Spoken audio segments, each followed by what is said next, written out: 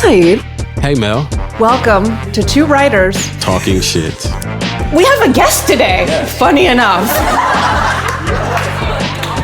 Kristina Thomas.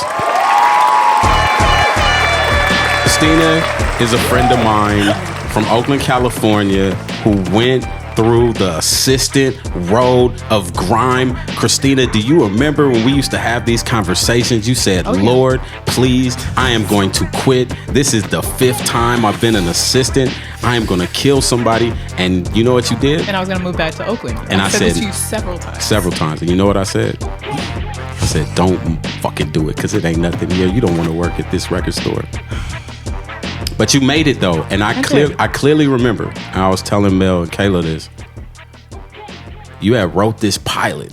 And I remember when you sent it to me, all your other stuff was good. Like, you're a good writer. But when I read it, I was like, this is the best. I said, exactly, this is the best thing you've ever written. Mm-hmm. And I said, you're going to get staffed in like 6 months. And I was like, okay, thanks. And you didn't believe me? No, because I had been grinding so fucking hard to the point where, again, I'm sorry to bring it up, but like, my faith always is like, God will give you little points where it's just like, you're doing the right thing. Yeah. Like, after I graduated Howard, got declined from 7 grad schools, so number 1 NYU. Me too. I also got declined from NYU. All right, well, you're in a very elite club. Yes. And they kept on telling me reapply to USC. And at the time, I moved to New York for the summer because I was like, oh, maybe I'll just move to New York and I'll make it that way. Yeah. And it was horrible. I was getting Craigslist jobs, all that. Not to go on a tangent, but like during that time, I was going online to figure out like, maybe I can like enter these contests that everybody's like. And there was a contest for MTV to like pitch your own idea for a series. And it was I submitted myself for a docuseries because I went to New Orleans twice during my spring break in college, and then 2 times in college at Howard, just to like, again, it was after Katrina. I took a camera. I basically documented everything that we did to gut out homes, finding bodies. Wow. All that stuff. And I just was like, oh, I'll just enter a trailer. I got it. Yeah. My parents did not believe me. I even Jesse Jackson gave me the award. What? Yes. Like, I was invited to LA, and now it's as a semifinalist, and now it's actually the finalist. And I still have the picture up where I'm literally crying, and I just keep on saying like, "Oh God, oh God." And keep hope alive. Yes, and Jesse was even like, "You need to stop saying, oh God." Like, Jesse was like, "All right, look," because they were filming the whole thing. Yeah. And I got $50,000 with Endemol to produce my first TV pilot. Wow. In New Orleans, and my parents were like, okay. Wow.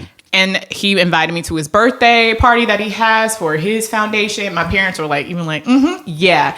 Met Michael Jackson, like all them. What? Barry. Yeah, all them people. And my parents were like, Michael Jackson. Maybe this is real. I don't know. The Michael Jackson? Yes.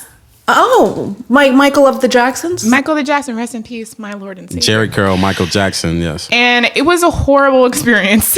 Okay, well, we did see those documentaries. Okay, yes, but also they were trying to make it a reality series at the same time of me making a TV pilot. Oh. But it also made me realize like I wanted to direct, but I needed some more. I needed more knowledge. Yeah. And funny enough, again, right before I went to go film that pilot, I got 2 letters saying I got into USC. Wow. For spring semester.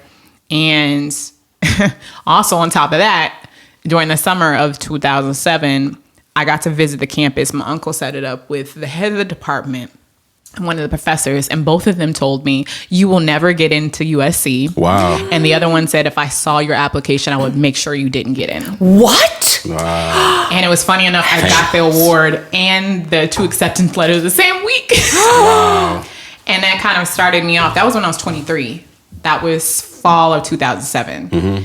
And I've been on a long journey of just like, every time I thought I was ready, God showed me like, you got to put in more work. But I still was like, no, I want to do this. Yeah.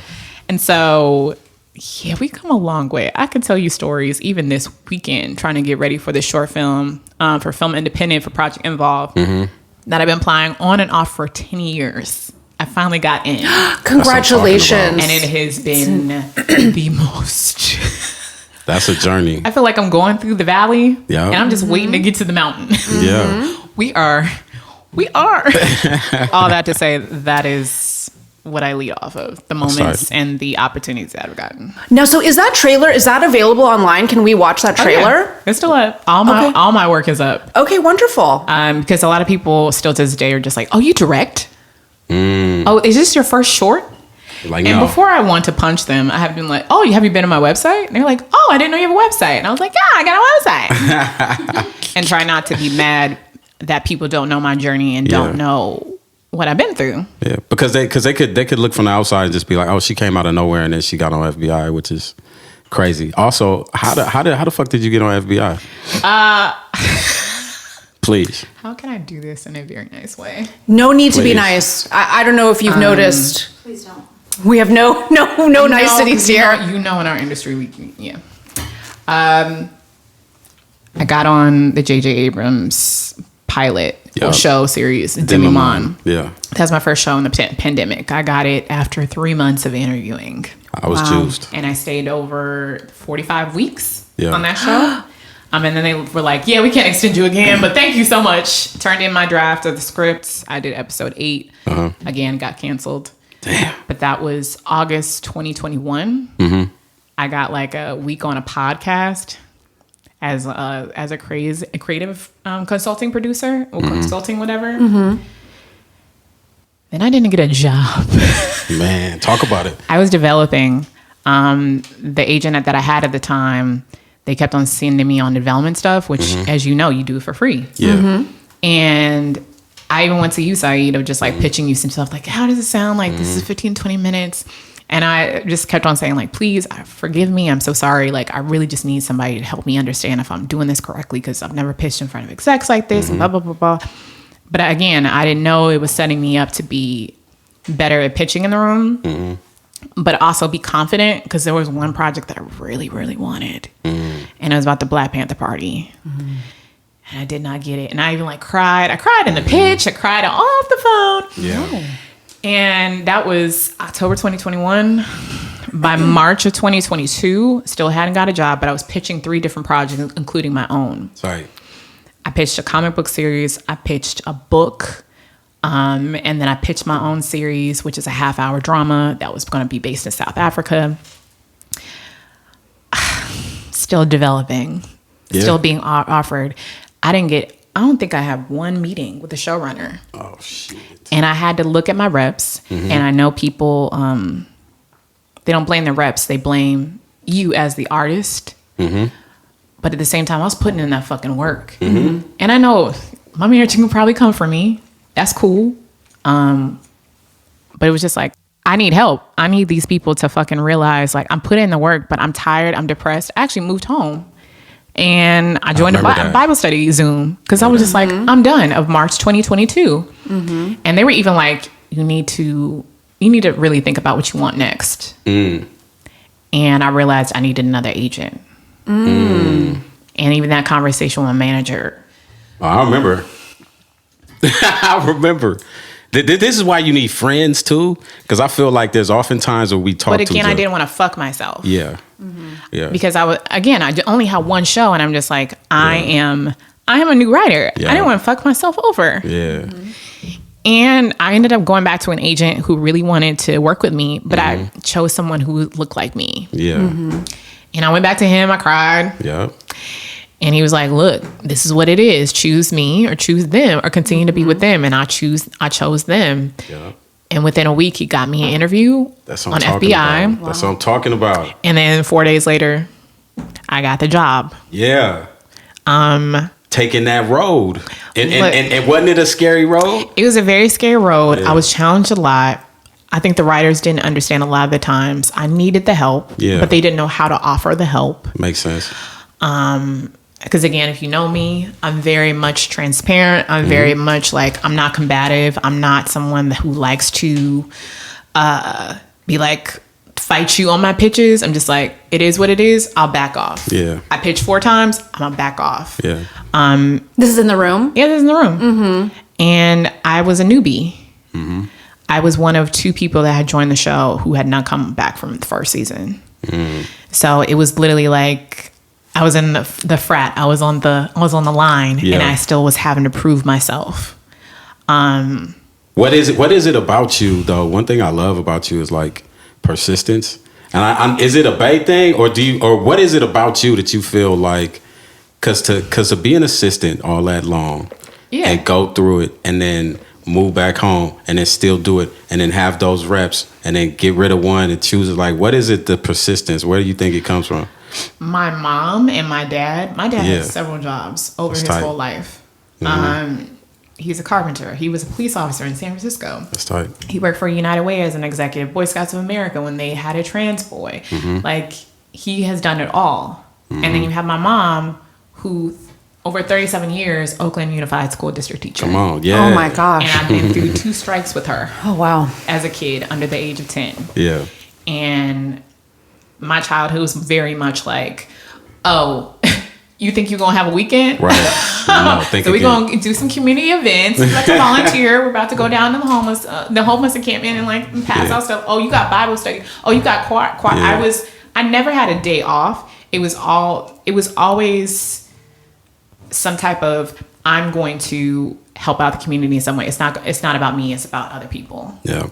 And I'm an only child. So I really had to oh, it's not about me? Right. Oh, this fucking sucks. Yeah. But that ingrained in me, like, I have to help others. And a lot of people don't know how to take that. Which sometimes I'm like, that's hurtful. Like, why wouldn't you want me to help you? But I don't like people helping me. You want to get it on your own. I do. And sometimes I want the help. Yeah. And it's sometimes hard to receive that help because I don't know what's going to come with that. Yeah. Because now I'm in the industry for real. Yeah. And they always want something in return. Mm. And sometimes it's not always great. It's something to be used against me, which I have seen. Mel talks about that sometimes too. Yeah. Yeah. I mean, we definitely talk a lot off pod about like transactional relationships, you know, and like how hard that line can be to walk, right? Because a lot of times your professional relationships are becoming personal relationships. And then it's like, well, where's this line, right? Mm-hmm. Like, where does the line ever end of me owing you something because you perceive that like you've done something for me? So yeah, I mean, it's an important thing to learn how to navigate, but I think it's just like, it's a constant learning process. Yeah. And it's hard, but it's just, I am learning the whole way through, right? It's no, they don't give you a pamphlet. They don't give you a booklet on how to do this shit. Also, like, do you have any advice for people out there who have bad reps? Because one theme that we have been talking about on here is like some people have a great relationship with their reps. Mm-hmm. Some people didn't. Some people fired them. So for you, what was it that, you know, like, do you have any advice when it comes to like looking for a rep, a manager, or an agent? Do you have anything they should look for? The one thing that I did learn from my last agents, they did give me 50 questions to answer. Just like, what did I like? What period did I like? What songs, music, whatever, which is great. But there was no communication. There was I didn't get to develop a relationship with that person. And I should have talked to their past clients. Oh, that's smart. And past also clients. what level writer they were as well too. Because because again, I'm still like my last agent. I would just like, I always put it on me and just like, what went wrong? What could I have done better? And it just, sometimes it doesn't work out. And even like, they even were just like, yeah, it happens all the time. I get it. Yep. Have a great rest of your career. I'll be looking out for you. But it still is like, it's always sour. Not even sour. It's just like, how can I make this better and not happen again? Because it's like a relationship. It's very much like a relationship, except there's no love in it. Yeah. unless you get the love part, which is always great. Which Jason, my manager. Look, you feel Jason, if you listen to look, there's a love-hate relationship sometimes because I know he's like right now, he's like, give me that commercial hit. Yeah, where that commercial hit? They all want that. Because I do independent so much that he's just like, look, I know you want to do this, but can you just like, and I'm like, this is why I love and hate Jesus so much because I know he's pushing me. Love and hate Jesus so much. I love it. Jason be killing me sometimes. Be like, Jesus. Yeah. He like, man, do you got that procedural sci-fi thing. He really do. Yeah, but I think that's what he knows that at a certain point now. You'll get there. He cannot push me. Yeah. Because I will fight back and he will fight back. It's that Cancer-Taurus relationship, as I like to call it. Yeah. What are you? You're a Cancer or a Taurus? I'm a Taurus. You're a Taurus. You're strong. Okay. Yeah, and he's Cancer. Sensitive. Sensitive. Very emotional. Oh my God. But he's not. Well, I haven't seen the emotional from him, so I'm just like, he must be doing that behind closed doors. Like, Oh, that's for sure. Yeah, he's doing that behind closed doors. Yeah, he's doing it, but you better believe it. Yeah, but he's a very good person that I've learned from how to build relationships and also kind of what groups to join in order to kind of expand your network and also who to learn from, because we both went to USC. What group should you join to expand your network? I feel like he's made a lot of clients or just people in the industry from being a USC alumni. Yeah. Which I was just like, hell no. But I learned from him. Oh, I should. I was a scholarship recipient of the Black Alumni. You are alumni. Yeah, and I didn't think about it too much until I saw him do it, and some of the people that he introduced me to, a lot of execs were alumni or people that knew me because of some of the things that I was involved in. And I took that from him of also just me and you have talked about of keep a list of every single executive ever in the industry that you talk to. Hit them up every 3 months. Do just simple, like, if you saw them on the Bear, hey, saw you on the Bear, saw your company did that, just wanted to say hi, hello, this is what I'm working on. Have a blessed day. Just to do check-ins. And he got mad at me. He was just like, I thought you were already doing that. I was like, I didn't know. And then I just took it from there, just like, I shared that list with him because I was just like, do you know that I met with 109 people? And he was like, yes, I do. Did you not? Smart.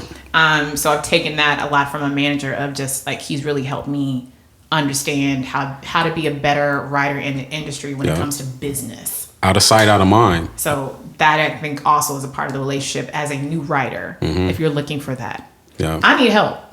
No, we all need help because at the end of the day, we can't do all the shit. Like, you know what I'm saying? And you do need somebody to springboard, bounce board off ideas. And sometimes because they work with other writers, they know what worked and what didn't. And so, you know, like they could be like, well, you know, they could help you kind of strategize, which I think is important. Yeah.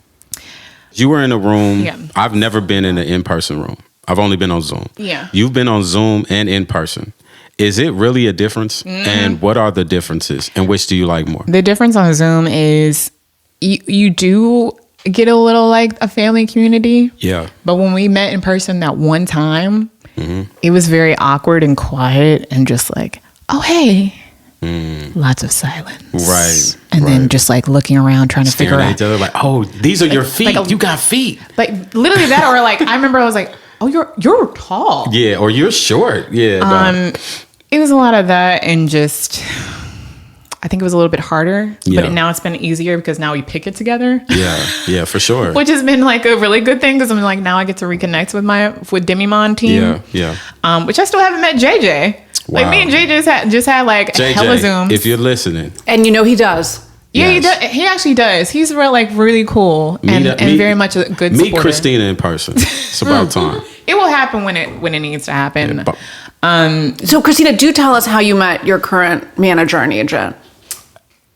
That I met my manager, my second manager actually through a workshop that I went through. In 2019 I did a writer's workshop. And we had to do 2 pilots. And then they sent it at the end of the program. They sent out our finished revisions to all these agents and managers and entertainment people. And then they had to come to Felix, St. Felix in Hollywood, to this mixer, and then come find us and be like, hey, we want to represent you. That's tight. Wow. And at the time, I still had a manager.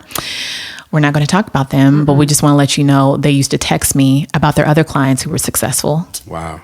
That there's nothing better to get a writer working by texting them. That's I didn't. And then my friend finally told me later on, she was like, oh yeah, he did that to everybody because he thought that was okay. That was his style. But at that time I knew Jason through a couple of other people and through my friend Micah, who that was their rep.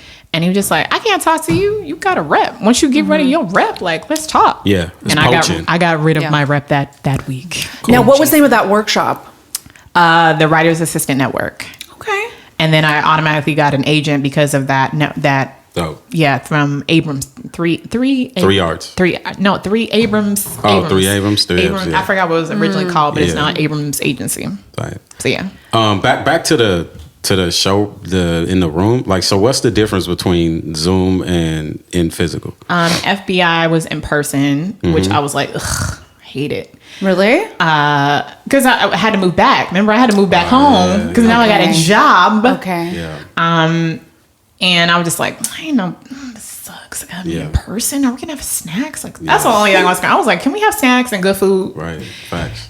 And it was actually the best because I never knew how to pitch on a board. I felt like I had a lot more, not the water cooler effect, but it was a lot more like, hey, let's just meet in the writer's room and just eat our lunch together. Camaraderie. And it was a lot more support, especially Wade, our co-EP. He was really helpful for my first episode. That's dope. And shout out to my two showrunners, man. Shout them out. Matt Olmsted. Okay. Oh, Shout him out. I love him. Tight. He really was like, at the end of it, when I was on that second episode, he knew I was struggling. Wait a minute, second episode. So you wrote 2 episodes? Yes, I wrote 2 episodes. Man, come on. No, because I'm still like, we need to put in work that next season. Please hire me back. But I just felt like I got more help. Good. And I got more support. Yo. And I felt it from my showrunner, who really was like Matt was definitely like, let me tell you about the time when I was on NYPD Blue. Wow, classic. Like, I've been through what you've been like. You're going to get it. You're going to get it, Kristina. Yep. I can't do his voice, but I can do his laugh.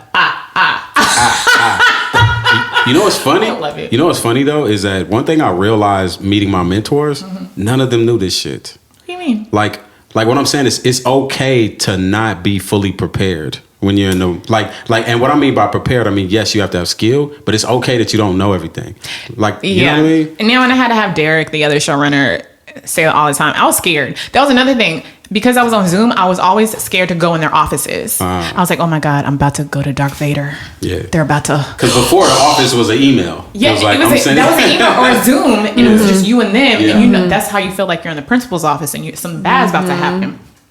But when I went in Derek's office, I was like, hey, do you have 2 minutes? And he was like, yeah, what you want? And mind you, he's running 2 shows. He was on Chicago Fire and FBI International at the same time. So I really was even more like, I can't go to him. Yeah. But he took the time to be like, look, this is your first show. You're going to be fine. Yep. Like, just keep on tracking and really go to the support of the other writers. He was just like, you're going to get it. Just keep on reading me and Matt's scripts so you can get the protocol of how to write the episodes. Yep. And he just was he was frank a lot of times and very transparent about like how things work. And he even has said to me and the group too, because I kept on saying like, I can't wait till I'm a showrunner. He was like, when you become a showrunner, we gonna have a real talk. And I was like, oh God. So yes. Which is what I hear. Like one of the things that was coming up, I was listening to Billy Ray's podcast, Deadline, talking about the one of the issues of one reason why showrunners need bigger rooms is because they're saying like showrunners actually get sick because they're actually overworking because they have a small staff. So you got like 4 or 6 writers, and like they're talking about like some showrunners have died, been sick, had surgeries, like different type of shit, and they're saying it's really a health issue. It's not even that we want. Yeah, and I think Matt and Derek were also like great examples of they've been in the Dick Wolf camp for over 12 years, and just also procedural land. Even though Derek came from, he co-wrote Too Fast, Too Furious. Wow. I was like, this man. But again, a lot of those talks, as I was explaining earlier, just like they took vacations. Yeah. They had family gatherings. Like they've learned now show running 3 different rooms. Yeah. That they know how to take breaks, and they've even told us like take a break. That's why I went to Italy for a week, and I should have gone longer. But they were just like, well, hey, when the room wraps, you need to go on vacation. You need to go to the places. So when you come back, you'll have all these stories. Like, don't let this show be your life. And I haven't heard that a lot from showrunners like them specifically who've been in procedurals. That it's been very helpful for me thinking like, oh, when am I going on vacation? Oh, I'm just going to go to Chicago this weekend. Oh, I'm going to go to New York this weekend, and then have stories like Italy. I almost got taken by my freaking lover, my Donaldo. Bumble date. Ronaldo. Oh. I gave him the hotel number and everything. Oh, That's girl. perfect. Oh, Girl, it was the whole thing. no, Movie coming out no. soon. Movie script coming out soon. Please. So yes, I told it to my friends. They were like, "Oh my god!" And I was like, "But is the script right?" And they were like, "Yes." Hey, we'll times. we'll take the story always. You know what I mean? It's like, oh, this is gonna be a horrible date, but it'll be one hell of a story. No, it's also I think I got scammed. Oh shit! But Yeah, I what's have his picture. the Tinder swindler? Tinder The It Bumble was swindler. literally I wrote an episode like Tinder Swindler, and I literally was coming to life, and I knew better because I literally worked on a show called FBI International. Oh my But I was just like, let me gosh. see what happens, and it was like do do do do do. I'm not homeless. I was like, so he's homeless. Do do do do. I'm not selling my body. He's like, he's a gigolo. Oh my god! Yeah. Relief. That's. It's okay. I mean, Saeed's dream actually is that someone will make a documentary about him. A good one. It's called like the Tinder Swindler 2. No. The Tinder Swindler Returns. The Hinge. Tinder Swindler Part 2. Get the app. Get the app correct. The Hinge. Oh, swindler. okay. The Hinge. The Hinge. No more apps for me. I haven't given up. Have you? Yeah. What church do you go to, Kristina? I used to go to West Angeles, but they look. I play dodgeball in WeHo, and they're not supportive of that community. Oh, I see. I I see. see. Okay. And I've now reached a level in my own faith that I'm just like, you can't just be open and affirming. Talk. You have to go. You have to go beyond that level of like you're invited. Women are able to serve as pastors in the church. Yeah. And on top of that, you respect the LGBTQIA plus Facts. community. And that's what happened on one of my Bumble dates in Italy. They were like, I just don't understand why these gay people are just popping up in Crazy. these TV shows. And I was like, I'm going to finish the gelato and then I'm By going to go myself, back to yeah. my room because I don't want to have this. Everything Yeah. was going great. Yeah. Like, and- don't follow me, even though I did give you the room number and a copy of the key. Look, I've been raised by two great humans, and Yeah. I was like, so I'm still on the hunt for a good place, but we'll see what happens. Okay. Real quick, since you're doing a lot of traveling for FBI International and your Instagram story is amazing. I'm so jealous. I see these amazing hotels, these amazing food places, and I just got my passport. That's a sad side note. But do you have any travel tips for first-time travelers? I think for me, come with an open mind.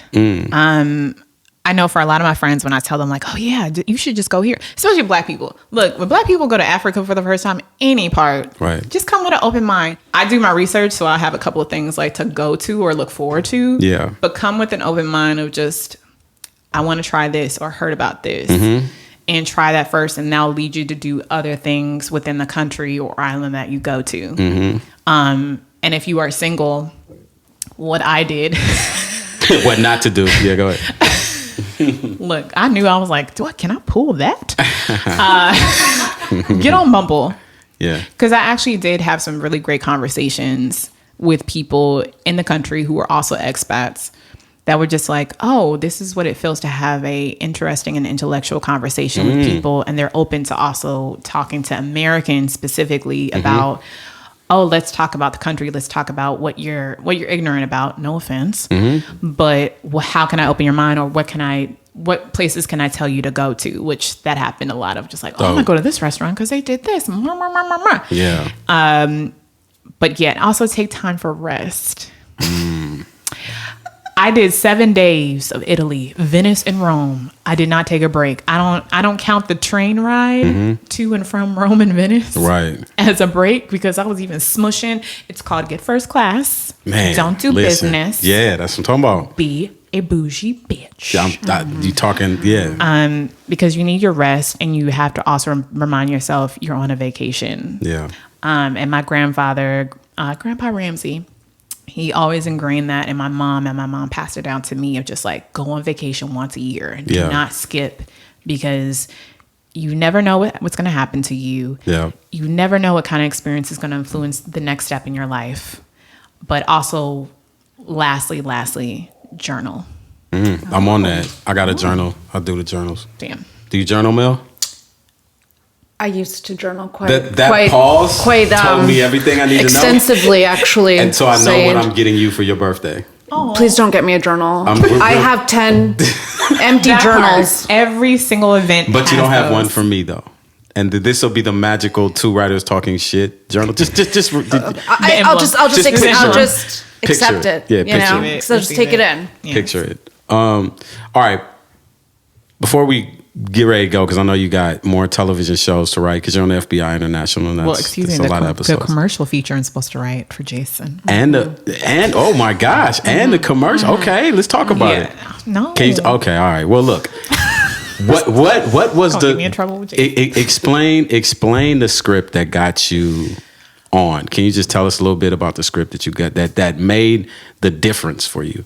That was the script you read, Yes. A City with Views. Yeah. I wanted to do something about it. They always tell you do a script that's about you and where you're from.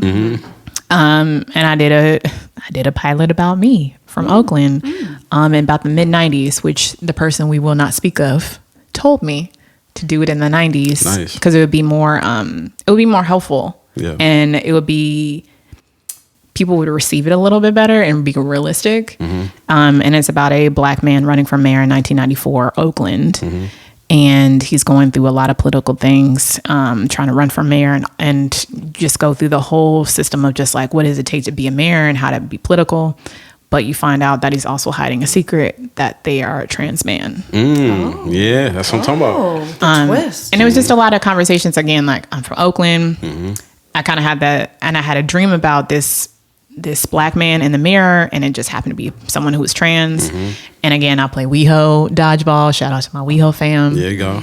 And we were having a lot of conversations in the bar about, especially with my black gay friend, just what he was going through and some of the things that we were both going through as black people in America. It just happens to be, I was straight, he was gay. And that made it harder in different ways. And I just put that in a political thriller with an ensemble cast. Fire. And yeah. That was amazing. All right, we had this thing we do at the end. Mel loved this part of the show. Okay.